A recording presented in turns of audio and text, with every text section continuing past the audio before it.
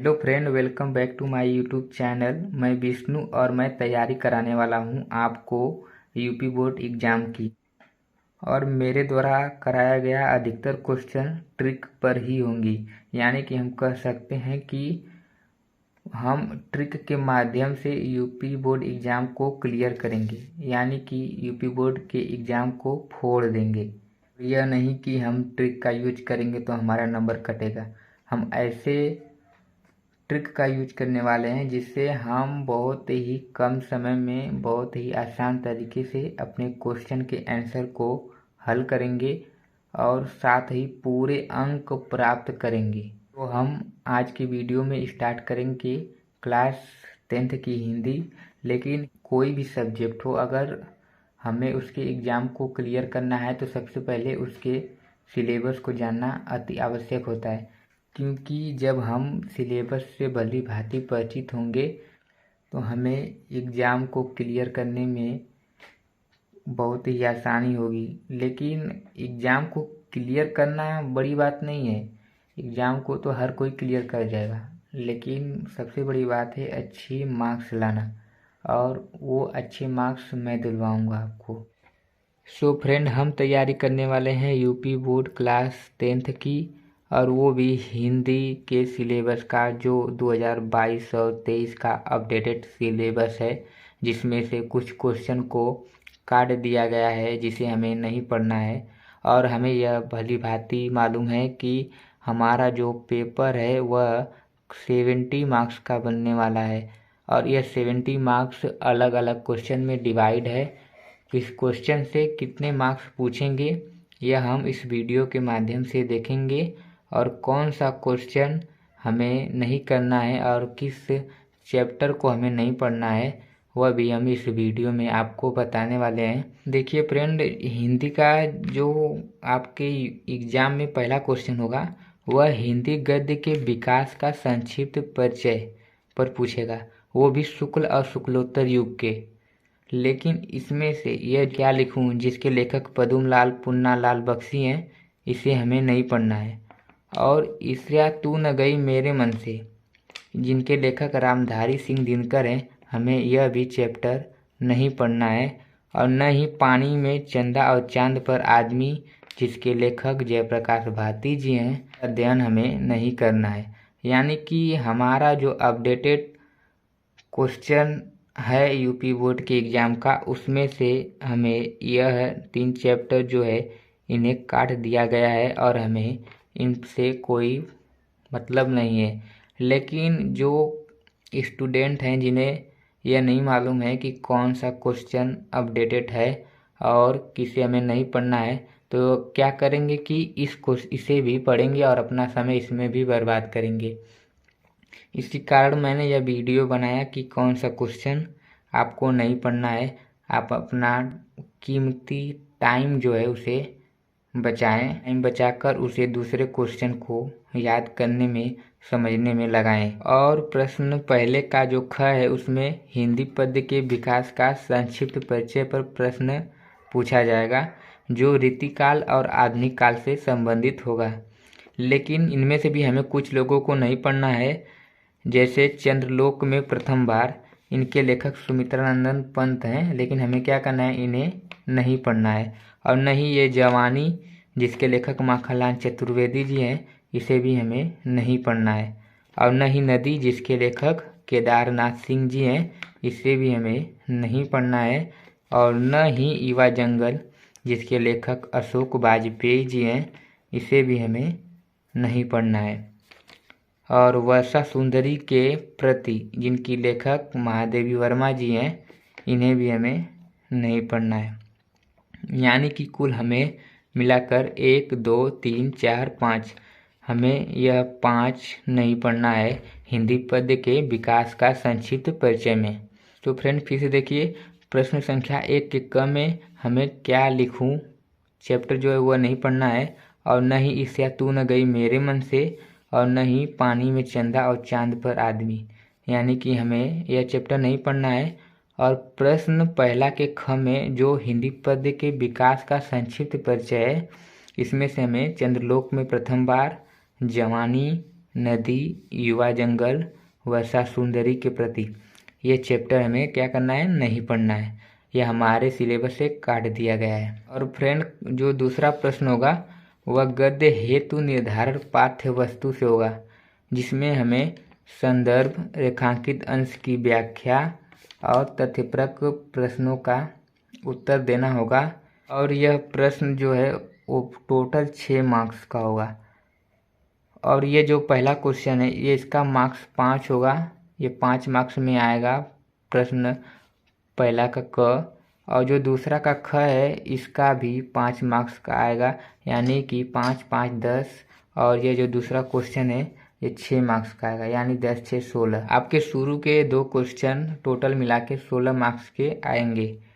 और जो तीसरा क्वेश्चन होगा वह काव्य हेतु निर्धारण पाठ्य वस्तु से होगा, जिसमें भी हमें फिर से संदर्भ, व्याख्या और काव्य सौंदर्य ज्ञात करना होगा, जो टोटल मिला के 6 क्वेश्चन के होंगे। आपका संदर्भ 1 नंबर का, और जो व्याख्या होगा वो 4 नंबर का, और जो काव्य सौंदर्य हमें देना होगा वो 1 नंबर, यानी कि टोटल मिला के 1 4 5 और 5 1 6।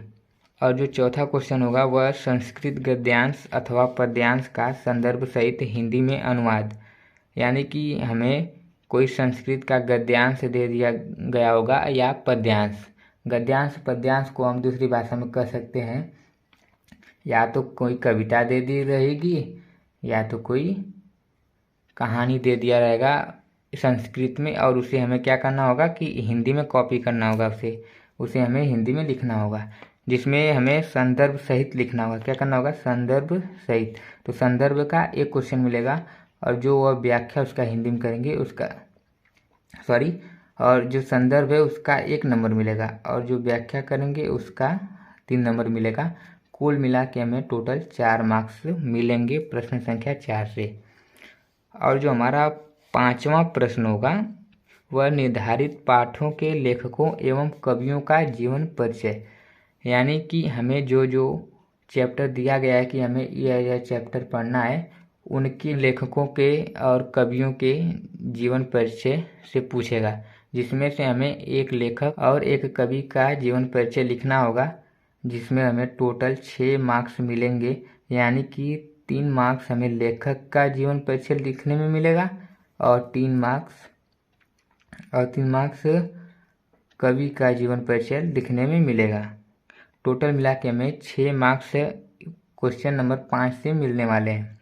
और जो क्वेश्चन नंबर 6 है यह 2 भाग में डिवाइड है, यानी कि जो पहला क्वेश्चन नंबर 6 का पहला प्रश्न होगा वह संस्कृत के निर्धारित पाठों से एक श्लोक, यानी कि हमारा जो हिंदी है उसके लास्ट में संस्कृत दिया गया है, और जो वह संस्कृत लास्ट में है उसमें से हमें जो पाठ पढ़ना है, जो हमें जिस चैप्टर का अध्ययन करना है उसमें से किसी एक श्लोक को लिखना है, वही 4 से 5 लाइन लिखना होगा, और उसमें हमें 2 मार्क्स मिलने वाले हैं।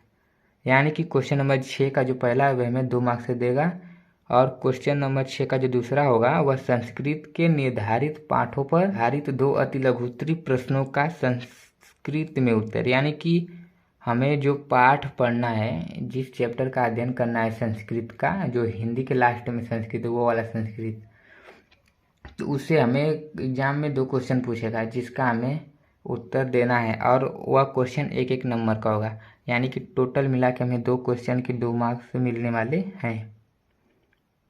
लेकिन हमें संस्कृत का जो चैप्टर है उसमें से ये जो 2 चैप्टर हैं इसे काट दिया गया है, तो 2022 और 23 के सिलेबस में हमें यह 2 चैप्टर नहीं पढ़ना है।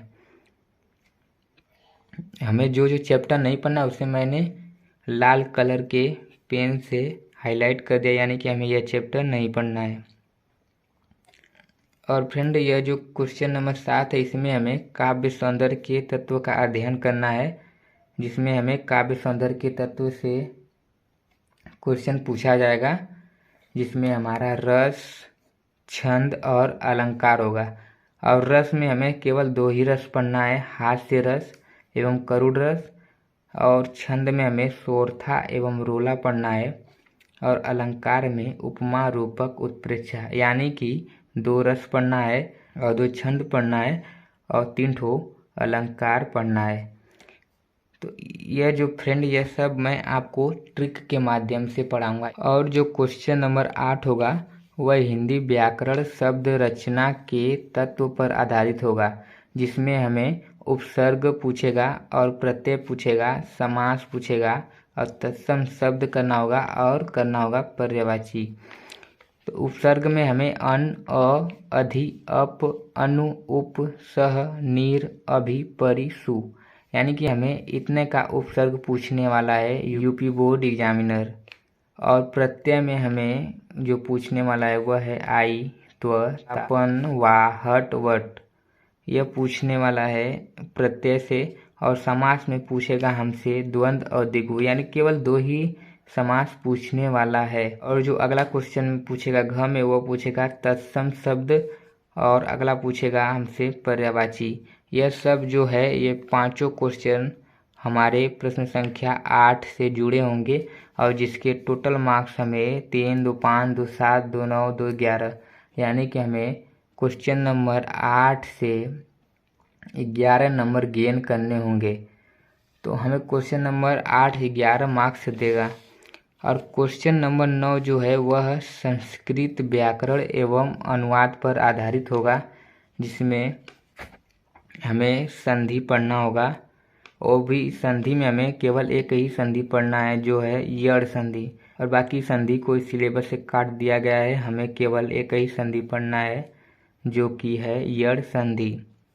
और जो 9 का दूसरा क्वेश्चन यानी ख होगा वह शब्द रूप पर आधारित होगा, जिसमें हमें संज्ञा, फल, मति, मधु और नदी इनका शब्द रूप हमें याद करना होगा, जिससे हमें 2 मार्क्स के क्वेश्चन पूछे जाएंगे।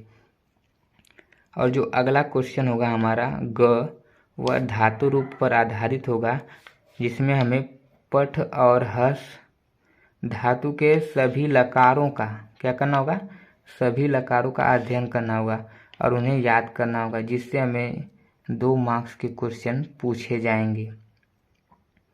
और जो हमारा क्वेश्चन नंबर घ होगा वह हिंदी के सरल वाक्यों का संस्कृत में अनुवाद, यानी कि आपको हिंदी में कुछ वाक्य दे दिए जाएंगे और उन्हें हमें संस्कृत में अनुवाद करना होगा, जिसके लिए हमें क्या करना होगा, 2 मार्क्स मिलेंगे, जिसके लिए हमें टोटल 2 मार्क्स मिलने वाले हैं। और जो अगला क्वेश्चन होगा क्वेश्चन नंबर 10, यह निबंध पर आधारित होगा। यह निबंध पर आधारित होगा, जिसमें हमें जो निबंध है वह किस किस टॉपिक पे पूछ सकता है। वह दिया है कि वैज्ञानिक, सामाजिक, धार्मिक, सांस्कृतिक, आर्थिक समस्याओं पर आधारित एवं जनसंख्या, स्वास्थ्य, शिक्षा, पर्यावरण एवं यातायात के नियम पर आधारित प्रश्न। सभी टॉपिक पर यूपी बोर्ड एग्जाम में निबंध आएंगे, लेकिन क्या इन सभी टॉपिक में से आएंगे तो इन्हीं टॉपिक में से, लेकिन इनमें से कुछ ऐसे महत्वपूर्ण टॉपिक हैं जो बहुत ही इम्पोर्टेंट है, जिसे हम अगले वीडियो में, यानी कि जब हम क्वेश्चन नंबर 10 को सॉल्व करवाएंगे आपको वीडियो में, तब हम बताएंगे कि कौन निबंध आपको बहुत ही आपके यूपी बोर्ड एग्जाम को लेकर सीरियसली इम्पोर्टेंट होगा। और क्वेश्चन नंबर 11 जो होगा, और यह क्वेश्चन नंबर जो 11 होगा वह खंड काव्य पर आधारित होगा। यह तो आपका एकदम फिक्स क्वेश्चन होगा। यह जिला वाइज क्वेश्चन होता है कि आपके ज़िले में कौन सा खंड काव्य है, और उस खंड काव्य पर आपको 3 नंबर मिलेंगे लिखने के। उसका संक्षिप्त कथा वस्तु पूछ सकता है और घटनाएं पूछ सकता है, या तो उसका चरित्र चित्रण पूछेगा। और इसका जो वो मार्क्स देगा आपको टोटल 3 मार्क्स देगा इसमें। तो सो फ्रेंड, कुल मिला के आपका जो यह पेपर है वह टोटल 70 मार्क्स का बनेगा। लेकिन कुछ स्टूडेंट का डाउट यह है कि जो हमारा हिंदी का पेपर है वह 100 मार्क्स का होता है, लेकिन मैं उन्हें यह बता दूं कि जो पेपर है वह वाकई ही 100 मार्क्स का होता है, लेकिन इसमें से जो 30 मार्क्स होते हैं वह उन्हें स्कूल के जरिए मिलता है। और जो 70 मार्क्स होते हैं यानी कि 70 मार्क्स होते हैं वह उन्हें पेपर के जरिए लाना होता है, उन्हें एग्ज़ाम देना होता है और एग्ज़ाम में गेन करना होता है। तो ये जो 30 मार्क्स है वह आप स्कूल के जरिए प्राप्त करेंगे। मैं ये नहीं कहूँगा कि ये जो 30 मार्क्स है ये पूरे के पूरे 30 मार्क्स आपको स्कूल के द्वारा मिल सकते हैं। आपको कम मार्क्स भी मिल सकते हैं, 25 मिल सकते हैं, 26, लेकिन अक्सर 25 से 30 के बीच में मार्क्स मिलते ही अक्सर। और यह जो 70 मार्क्स है ये आपको खुद एग्ज़ाम के जरिए क्लियर करना होता है, जिसमें से आप जितने मार्क्स गेन कर जाएं। सो ये 70 मार्क्स जो है इसे गेन कराने की जिम्मेदारी मैंने ली है और मैं इसे ट्रिक के माध्यम से, टोटल ट्रिक के माध्यम से मैं आपको ये 70 मार्क्स गेन करवाऊंगा। बस इसके लिए मैं आपसे एक ही रिक्वेस्ट कर सकता हूँ कि आप हमारा केवल 3 से 4 वीडियो देखिए और अगर आपको हमारा वीडियो पसंद आएगा तभी आप हमारे बाकी सब वीडियो देखिएगा। और अगर नहीं पसंद आए तो आप जानते ही हैं कि यूट्यूब है और यूट्यूब पे अनेकों चैनल है, तो आप कहीं और पे जाके देख सकते हैं।